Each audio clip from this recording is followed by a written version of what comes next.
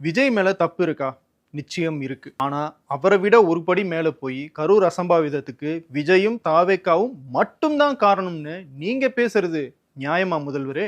அதுலயும் அரசு மேல இருக்கிற தவறையும் காவல்துறையினுடைய அலட்சியத்தையும் சுட்டிக்காட்டுற ஊடகங்களை முடக்கி கருத்து சுதந்திரத்தினுடைய குரல் வலையை நெரிக்கிறதுல உங்களுக்கு அப்படி என்ன சந்தோஷம் முதல்வரே? கரூர்ல நடந்த அந்த அசம்பாவிதத்துக்கும் உங்களுடைய அரசுக்கும் தொடர்பே இல்லையா? அசம்பாவிதம் நடந்த பிறகு இவ்வளவு வேகமாக செயல்படுற நீங்க இப்படி ஒரு அசம்பாவிதம் நடக்கக்கூடாது அப்படின்னு தடுக்கிறதுக்கு என்ன விதமான முன்னெச்சரிக்கை நடவடிக்கையை எடுத்தீங்க? 10,000 பேர் வருவாங்கன்னு சொன்ன இடத்துல 30,000 பேர் வந்தா நாங்க என்ன பண்றதுன்னு இப்ப கையே விரிக்கிறீங்களே, இத கூட கணிக்க தெரியாத அளவுக்கா உங்களுடைய உளவுத்துறை வீக்கா இருக்கு?